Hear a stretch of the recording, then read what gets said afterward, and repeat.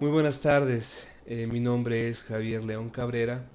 Para mí es un gusto dirigirme a ustedes en esta oportunidad y poder conversar un poco referente a temas de cómputo forense.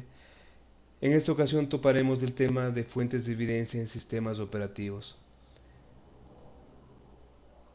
Voy a hablarles un poco acerca de mi persona. Soy ingeniero en sistemas de profesión, tengo el título de abogado, lo cual me permite combinar estas dos áreas profesionales para beneficio de mis tareas de trabajo.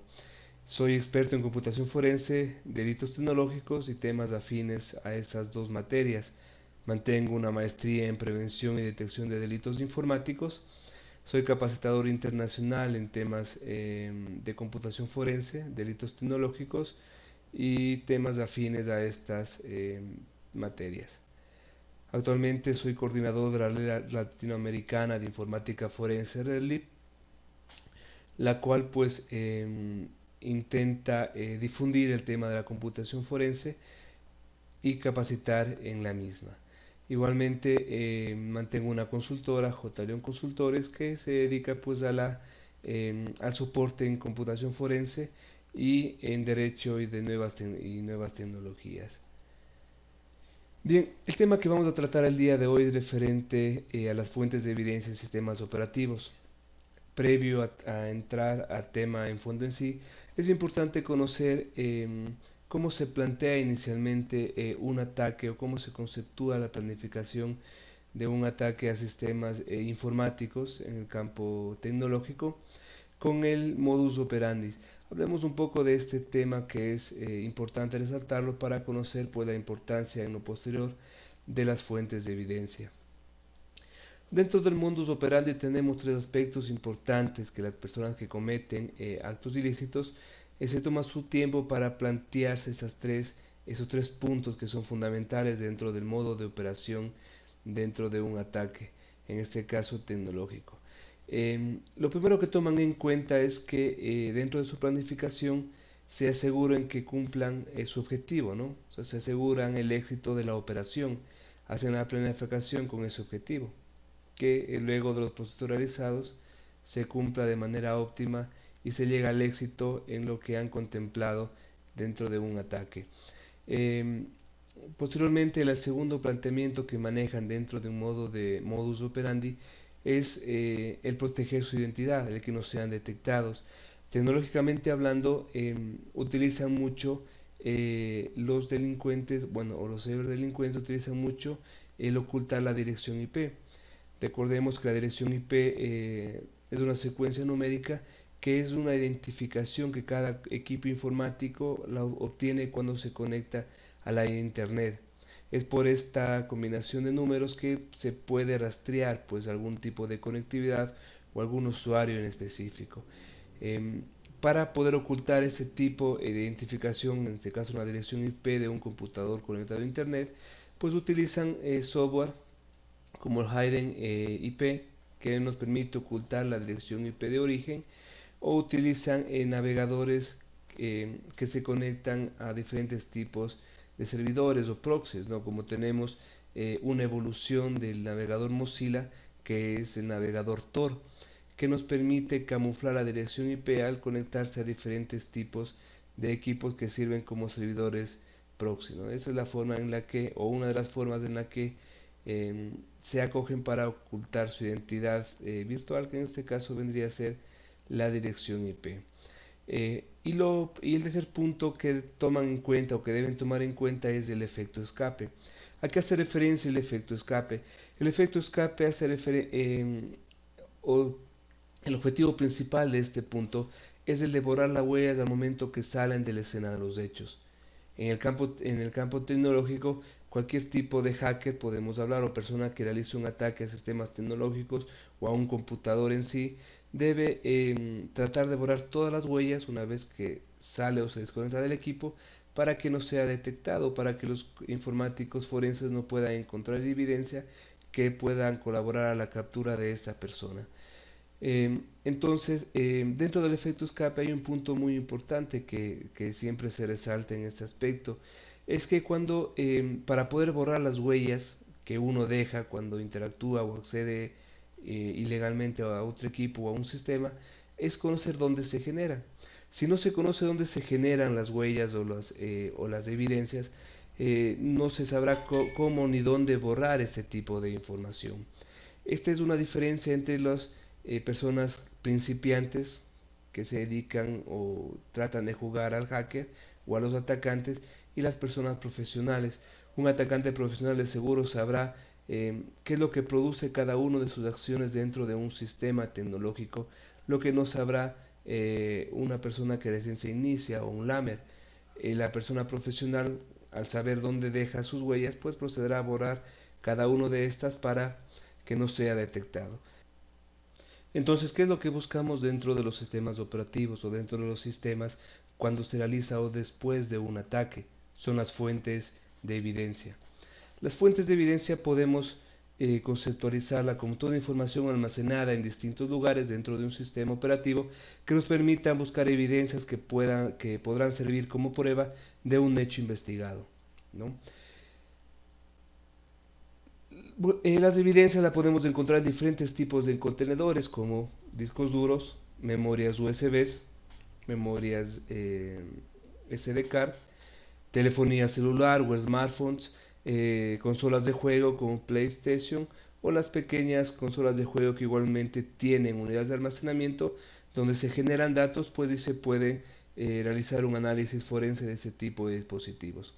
O ampliando un poco más el concepto, los contenedores de evidencias cualquier tipo de hardware que mantenga la posibilidad de almacenar y procesar datos. Bien, ¿qué tipo de información podemos nosotros catalogarla como fuentes de evidencia, ¿no? O como evidencia? Aquí la hemos dividido en dos tipos de información, que son los datos generados y los datos almacenados. Si hablamos un poco referente a los datos almacenados, podemos nosotros hablar de datos o información que el usuario común conoce que se encuentra dentro de su equipo informático, dentro de su equipo tecnológico. Así tenemos a los archivos ofimáticos, que es información que maneja un usuario común, archivos de música, videos, fotografías, ¿no? Que es información que el usuario almacena a conciencia, pues y sabe que se encuentra alojada dentro de su disco duro.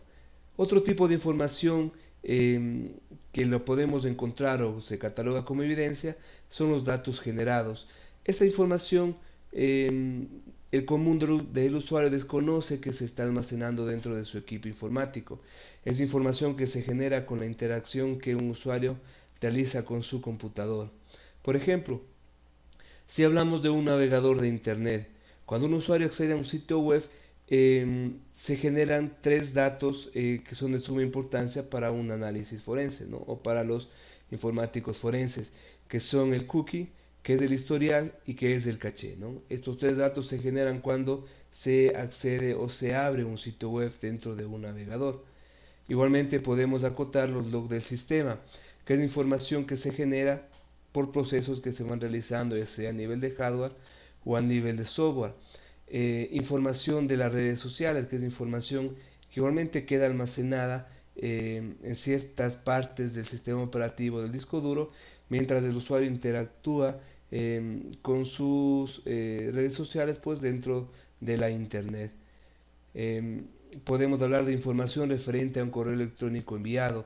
Son datos que se generan porque son procesos informáticos, se generan en el disco duro o en los sistemas operativos, pero que el usuario desconoce dónde se generan y que se están generando en todo momento, ¿no? Entonces aquí hemos diferenciado a dos tipos de evidencia que normalmente se encuentran dentro de un equipo informático. Son los datos almacenados, que lo hemos conceptuado, y los datos generados, que igualmente hemos diferenciado de este anterior, ¿no? Bien, si hablamos un poco dentro del sistema operativo Windows, ¿sí? Que tal vez es el sistema operativo más común dentro de los sistemas operativos, el sistema operativo donde encontraremos casi en el común de los equipos. Por eso vamos a hablar un poco referente o a profundizar un poco en este tema referente a este sistema operativo. Hablando de las fuentes de evidencia y de los datos generados, podemos hablar que dentro del sistema operativo Windows tenemos al registro de Windows como una fuente vital de evidencia, También tenemos dentro de de ese sistema operativo al archivo nt-user-dat, ¿no? También podemos hablar de la memoria RAM, bueno, que implicaría todos los sistemas operativos de ese tipo de evidencia, que si bien es volátil, ¿no? En algunos países es admisible este tipo de evidencia, en otros países no, porque no se podrá demostrar el origen de dónde fue extraída esta información, ¿no? Porque la información, al ser volátil, se pierde en cierto punto dentro del tiempo de ese tipo de hardware. Pero en algunos países ya se reglamenta procesos que permitan eh, normar, ¿no? Son procesos forenses que va a permitir dar validez a la información que se encuentra dentro de la memoria RAM, ¿sí? En países como Ecuador se normó esto recientemente, desde el mes de agosto, se puede presentar este tipo de evidencia dentro de un proceso judicial. Países como Estados Unidos, que tengo referencia, Colombia igualmente están por esa misma línea. Bueno, tenemos otro archivo muy importante que es el archivo pacefile.sys, que hablaremos un poquito adelante de esto. El archivo iberfil.sys es otra fuente importante de evidencia del sistema operativo Windows, así como los logs del sistema, ¿no? Podemos hablar también de otra fuente de evidencia importante, o la información almacenada dentro del System Restore, ¿sí? Que es la información de los puntos de restauración, ¿sí? Y dentro de los discos duros, que podemos encontrar información dentro del RAM Slack, dentro del File Slack y de los espacios no localizados, entre otros sitios importantes que se tiene ya en el análisis forense de unidades de almacenamiento. Si hablamos un poco dentro del registro de Windows, vamos a ver que es una fuente primordial de evidencia, porque tenemos aquí eh, varias claves principales que forman esta parte de Windows, ¿sí? Que es la llave de nombre classroot, o otra llave importante que engloba información del usuario, el Local Machine, que es una llave que almacena información de configuración del equipo informático en sí, ¿no? Son las tres llaves principales que maneja el editor de registro de Windows. Tenemos otras dos llaves, el User o el QReconfig, que son llaves que se cargan de acuerdo al usuario y de acuerdo a configuraciones que se realicen pues en la máquina, ¿no? Esas no son principales, hablaríamos de que son llaves secundarias, las dos últimas que tenemos en esta imagen. ¿Qué es lo que se almacena dentro del key class root? Dentro de este tipo o de esta llave principal del registro de Windows se almacena todas las extensiones que maneja el sistema operativo con el programa asociado para su apertura. Aquí encontraremos información incluso de programas que han sido instalados y desinstalados, ¿no? En cierta parte del tiempo, mientras no haya sido formateado el equipo, tenemos cierta información en este punto importante del registro. Tenemos la segunda llave principal, que es el Key Current User. Esta llave de registro de Windows almacena toda la información a las actividades y configuración del usuario de Windows, ¿no? Si es que nosotros tenemos tres usuarios de una máquina configurados en un sistema operativo Windows, pues tendremos tres Key Current User independientes por cada usuario que se tenga en el equipo informático, ¿no? Cada vez que el usuario se loguea en su máquina, el registro llamará a la información dentro del usuario y se cargará en esta parte de aquí. Ya veremos un poco más adelante desde dónde se extrae ese tipo de información el sistema operativo Windows cuando se carga una cuenta de usuario. Y la siguiente llave principal es el Local Machine, que hace referencia a información de configuración del usuario, ¿sí? Bueno, aquí podemos ver en esta imagen, ¿no?, lo que les comentaba acerca del Key Current User. Esta información la genera o la extrae del archivo nt-user-dat, que es otro archivo importante del sistema operativo Windows. Este archivo se encuentra alojada dentro de cada usuario, ¿no? Cada usuario tendrá su nt-user-dat de forma independiente. Cuando se loguea el usuario en Windows, la información del Key Current User es extraída de este archivo, y para ser visualizada y sea leída por Windows, para cargar todas las configuraciones predeterminadas del usuario. Este sería el concepto para poder determinar o diferenciar qué hizo un usuario y contrarrestar con lo que hizo otro usuario, porque se audita o se maneja independientemente toda la información por cada usuario configurado en un equipo informático, en este caso con sistema operativo Windows, que es lo que estamos hablando en este momento. Bien, avancemos un poco. ¿Sí?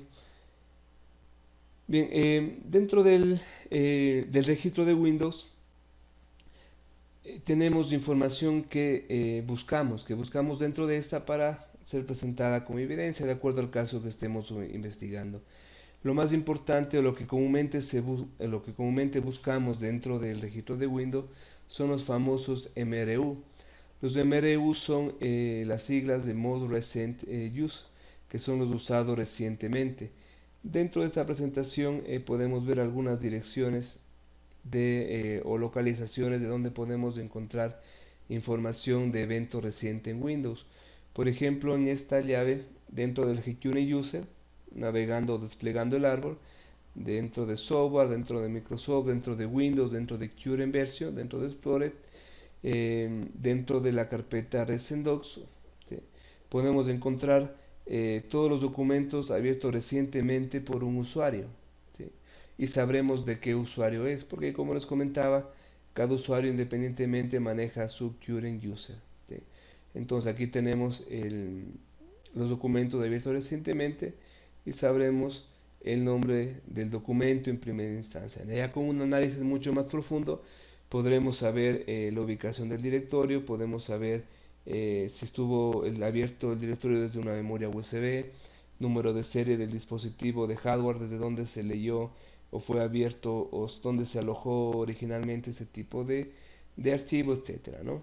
Eso ya es un análisis un poco más detallado. Bien, aquí tenemos dentro de otra llave importante del Key Local Machine, dentro de la subllave System Current Control Set en un USB Store. Es la ubicación dentro del registro de Windows donde se almacenan los dispositivos o información de los dispositivos USB conectados al equipo informático, ¿no? Aquí tendremos información del dispositivo, como nombre del dispositivo, número de serie, el nombre del label, ¿sí? Nombre del dispositivo. Muchos usuarios saben poner nombres a sus dispositivos externos, ¿sí? Cambiar la etiqueta de estos y poner nombres personales, o ya sea sus nicks, ¿no? Entonces aquí podemos ver todo este tipo de información y lo que es importante, poder tener acceso a los números de serie, ¿sí? Con los números de serie que podemos extraer de este dispositivo, podemos pues contrarrestar con los números de serie de los dispositivos que podemos extraerlos de un archivo, ¿no? Para ver si ese archivo fue alojado o fue extraído, copiado o llevado desde una USB determinada.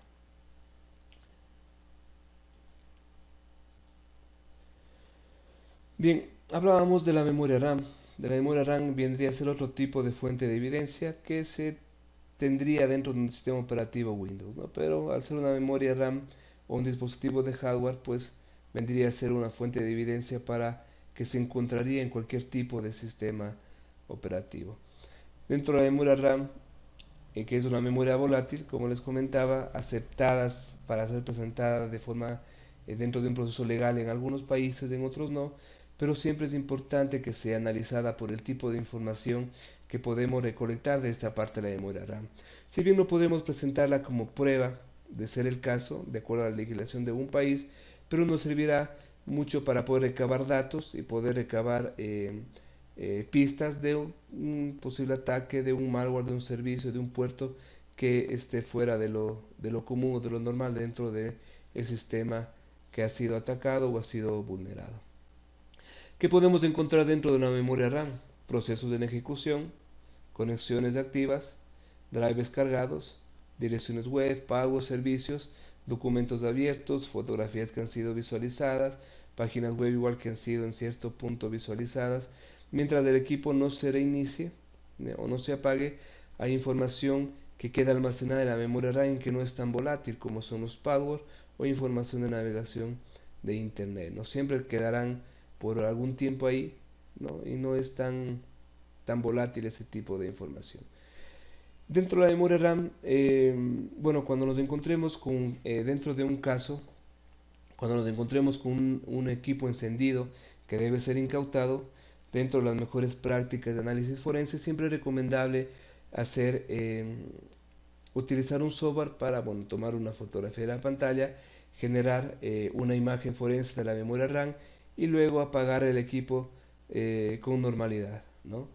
Ya el hecho de que apaguemos el equipo tirando el cable desde el de corriente o desconectando de la fuente ya no es una práctica común ni una práctica tomada como óptima dentro del análisis forense, porque puede generar algún tipo de daño al nivel de hardware.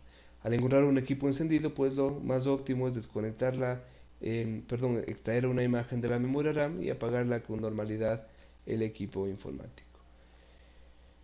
Bien, anotábamos otra fuente de evidencia que es el archivo pacefile.sys. El archivo pacefile.sys es un archivo de paginación. Se lo trabaja como una memoria alterna para trabajar o procesar datos dentro del sistema operativo Windows. Este archivo no es obligatorio, se lo puede eliminar de Windows para que no genere o no trabaje o que no exista en nuestro equipo, pero es una fuente muy importante de evidencia porque los datos que se procesan en la máquina se tienden a alojar en este tipo de archivos y pueden ser analizados y pueden ser extraídos. ¿Qué tipo de información podemos encontrar en el pacefile.sys o en un archivo de intercambio? Podemos encontrar textos de documentos, ¿sí?, que han sido escritos en la máquina o que han sido escritos dentro de la internet, ¿no?, utilizando procesadores ofimáticos que lo tenemos disponibles dentro de Hotmail o dentro de Google, ¿sí? Recordemos que si bien trabajamos en la web, toda la información que tipiemos o que digitemos desde nuestro teclado se cargará igualmente en la memoria RAM, pasará de ser necesario por el archivo de paginación o pacefile y la información quedará generada en este archivo. La memoria RAM es volátil, pacefile.sys no es tan volátil. Normalmente este archivo tiene el tamaño de la memoria RAM. En este caso, como pueden ver dentro de la imagen, el pacefile.sys tiene un tamaño de 7.78 GB, al ser la memoria RAM de 8 GB. Toda la información se genera dentro de texto plano en este tipo de archivos, ¿no? Entonces, tratar de llenar 8 GB en texto plano, tendremos información de mucho tiempo. Mientras, claro, el equipo no haya sido formateado, podemos recabar información de este archivo de aquí. Existe software comercial que trabaja solamente con ese archivo con fines de análisis forense. Por ejemplo, tenemos al software, al Internet Finder, Evidence Finder, ¿sí?, o al IEF, ¿no?, que son las siglas del Internet Evidence Finder, que busca información de chat, de redes sociales, de Twitter, Facebook, de Skype y de mucha otra información más, de correos electrónicos como Hotmail, Yahoo, Gmail, ¿sí?, que han sido cargados en el equipo y se han alojado en esta ubicación. Pues esta herramienta automatizará la búsqueda y nos presentará de forma mucho más visual para el usuario, para el investigador. Si queremos realizar una búsqueda manual de este tipo de archivo, pues deberíamos o debemos reconocer las cabeceras o las firmas iniciales, por ejemplo, cuál es la sentencia hexadecimal o la palabra clave inicial con la cual inicia una conversación en Facebook y con la cual termina, ¿no?, para hacer la búsqueda dentro de un gestor hexadecimal como el software Winex o también con el FTK Imager, que es otro software forense que nos permite convertir un archivo en hexadecimal y realizar búsquedas dentro de estos.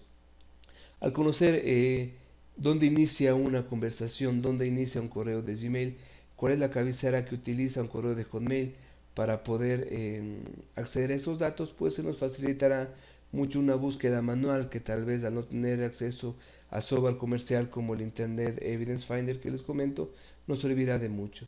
pero la importancia de este archivo dentro de un análisis forense es vital de acuerdo al caso que se esté analizando. Bien, tenemos otro tipo de archivo que es el iberfil.sys, que es otro archivo considerado útil dentro del análisis forense, otra fuente de evidencia. ¿Qué es lo que almacena este archivo iberfil.sys? Cuando nosotros generamos o invernamos un equipo informático, ponemos la opción inicio o el icono de Windows, vamos a apagar la máquina, ponemos invernar. La máquina tiende a generar un proceso de invernación, un apagado solamente a nivel de hardware, ¿no? Pero en sí el sistema operativo tiende a congelarse en un punto de tiempo. Este proceso, cuando volvemos a prender el equipo luego de haber invernado la máquina, el equipo se prende o se restablece con la misma configuración con la que dejamos antes de la invernación. Tendremos los mismos programas ejecutados, tendremos los mismos archivos abiertos, bueno, y toda la información que en ese momento estuvo ahí. Donde se almacena toda esa información para que Windows pueda restaurar en lo posterior y pueda presentar al usuario una pantalla tal y cual como la dejó en un lapso de tiempo, pues esta información se guarda dentro del archivo iberfil.sys. Es aquí donde se guarda toda esta información. Y la información de este archivo que mantiene será de la última invernación. Mientras el usuario no haga otra invernación en la computadora o en su equipo portátil, la información que almacenará este archivo será de la última invernación que el usuario realizó, pudiendo encontrar textos completos, documentos, navegadores, tal vez correos electrónicos que el usuario estuvo leyendo en ese momento, pues podemos encontrar o realizar búsquedas dentro de este archivo, que también es muy importante. Tenemos herramientas para acceder y visualizar información dentro de este archivo, como es el iber2bin.exe o el iber2dmp.exe, que son de la empresa Monsul, dentro del kit Windows Memory Toolkit, ¿no? La versión de 32 bits la tenemos gratuita para descargarla, y la versión de 64 bits, bueno, es una versión de pago que debemos realizarlo para tener acceso a estas herramientas, que son una de las tantas que tenemos para analizar este tipo de archivo. Hablando un poco del visor de eventos, el visor de eventos de Windows es otro campo importante dentro de la investigación.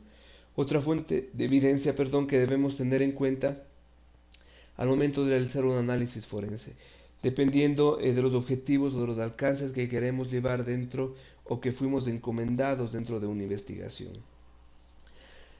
El log de visor de eventos almacena todas las actividades a nivel de aplicación, de sistema, y lo que nos interesa como investigadores a nivel de seguridad.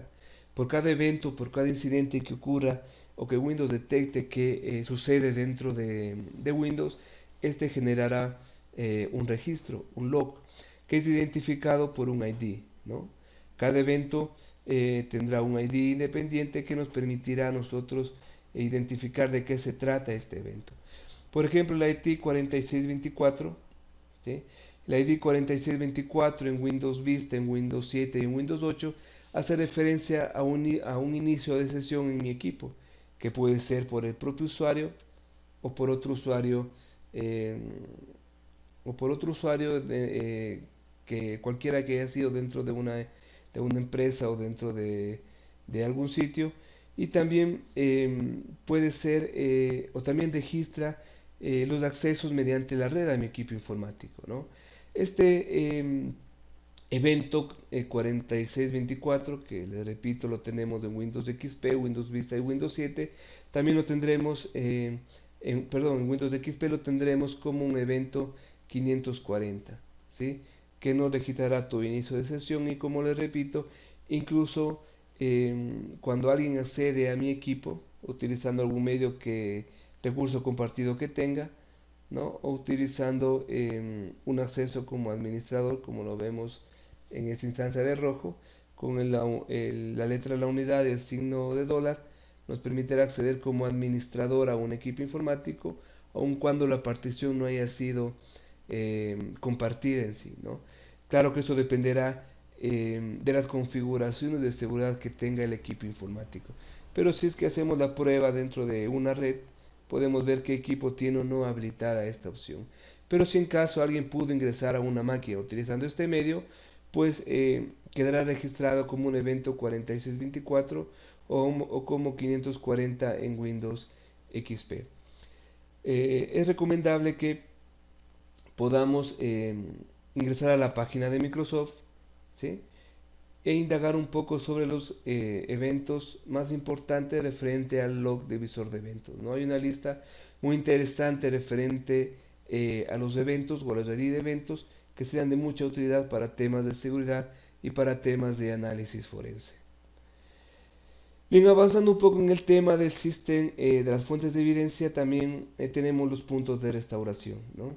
Los puntos de restauración que en Windows, en las versiones de Windows, Windows XP, Windows 7, Windows XP, Windows Vista, perdón, venían predeterminadas, es decir, se generaban puntos de restauración de forma automática, ¿no?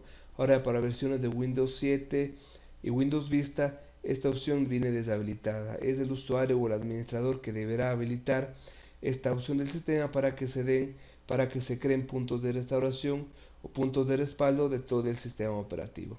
Cuando generamos un punto de restauración en sistemas operativos Windows, podremos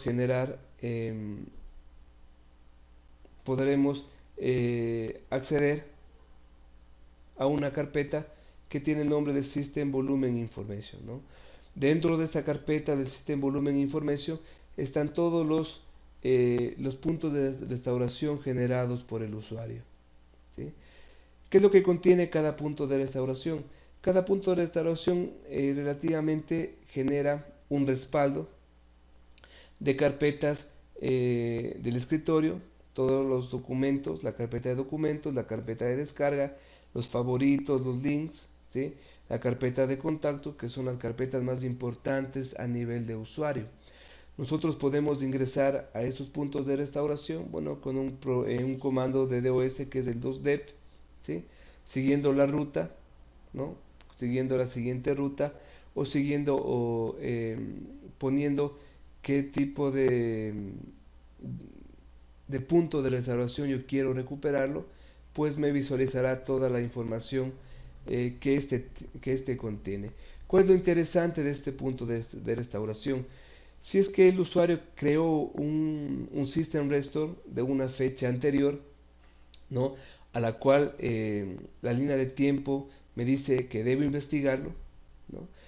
El usuario ha eliminado toda la información del disco, ¿sí? Yo puedo acudir a los puntos de restauración y ver si es que esa información no quedó almacenada en un punto o en un tiempo determinado que generó este proceso, ¿no? Entonces son respaldos que se generan automáticamente por el sistema, que les repito que normalmente se tenía en Windows XP y en Windows Vista. En Windows 7 o en Windows 8 es el usuario el que debe configurarlo para que se genere. Pero es bueno que conozcan que existe esta fuente de evidencia también dentro del sistema operativo, y cuando nos toque analizar o buscar archivos dentro de un equipo, sepamos que existe esta parte en donde también podemos acudir para buscar este tipo de información.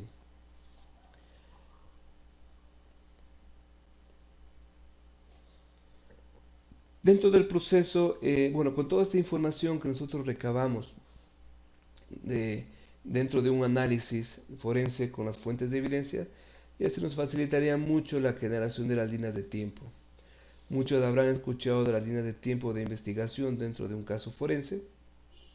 Pues no es nada más que realizar una cronología de sucesos, de los hechos suscitados en una ventana de tiempo. Si hablamos de una ventana de tiempo, hablamos de un tiempo determinado, ¿no? Por ejemplo, de acuerdo al cuadro o la diapositiva, entre el 6 de marzo del 2012, desde las 9:45 hasta la misma fecha, las 10 horas 10 minutos. Esa vendría a ser una ventana de tiempo, ¿no? Y describir todo lo que pasó en ese lapso de tiempo vendría a generar una línea de tiempo. Un proceso indispensable dentro de cualquier proceso que llevemos de análisis forense cuando nos toque recrear sucesos. Analizando las fuentes de evidencia, tomando información de fechas y hora de las mismas, se nos facilitará mucho este proceso dentro de nuestras tareas investigativas.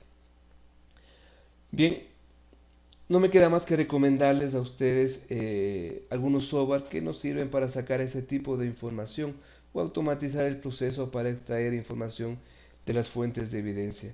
Así tenemos al software Kine, que es un software gratuito, es un libcd que nos permite interactuar con software forense para extraer datos de evidencia o de fuentes de evidencia. Tenemos la versión de Windows, que es de WinTailor, que nos permite ejecutarlo desde una unidad externa o desde una memoria USB y extraer información de las unidades de almacenamiento, o en este caso del sistema operativo Windows. Otro software muy interesante y muy potencial por la cantidad de herramientas que posee, que igualmente es de distribución gratuita, es el software DARF de los de Dev, ¿no? Igualmente es un proyecto generado a nivel de Linux donde se almacena un sinnúmero de programas tanto para botearlo en Linux o para botearlo en Windows y que se ejecutarán con el fin de extraer información para análisis forense. ¿Sí? Otro software muy interesante y al ser gratuito que tiene herramientas de procesos muy importantes y simples, ¿no? Y por los resultados que presenta para análisis forense es el software US Forensic de Spatware Software. Este nos permitirá tener un ambiente gráfico muy amigable, ¿no? Genera líneas de tiempo de los archivos de información extraída del sistema operativo Windows con fines de análisis forense. Los que no han utilizado esta herramienta US Forensic, pues les recomiendo que la hagan, ¿no? Muy amigable, muy simple y la utilidad que nos presta al momento de extraer información es realmente muy, pero muy buena, ¿no? Otros, bueno, aquí hay algún tipo de software que se utiliza dentro del proceso de análisis forense como herramientas para el trabajo en sí, ¿no? Servidores FRED, que son servidores potenciados para el procesamiento de datos específicamente, que viene con bloqueadores de escrituras ya preconfigurados. Tenemos bloqueadores de escrituras, duplicadores como Tableau y también, bueno, dentro de la imagen tenemos un analizador o hardware analizador de teléfonos celulares como es el Celebrit, ¿no? El UFET. Bien, para mí ha sido un gusto estar con ustedes o dirigirme a ustedes en estos pocos minutos. Si bien es algo que se ha topado sobre fuente de evidencia, algo muy general, ¿sí? Que tal vez en algún momento podamos profundizarlo tema por tema y ver la forma de cómo se analiza de forma forense cada uno de este tipo de ítem dentro de un sistema operativo Windows. Para mí ha sido un placer compartir este evento con todos ustedes y no me queda más que agradecer a los organizadores el permitirme estar en esta tarde pues dirigiéndome hacia toda la audiencia y lo que es más importante compartir conocimientos y aportar en cierta forma con un granito de arena perdón, en este campo muy importante que es la computación forense, un campo muy interesante y muy importante dentro de la seguridad de la información, como lo es el cómputo forense. Nuevamente, muchas gracias y muy buenas tardes con todos.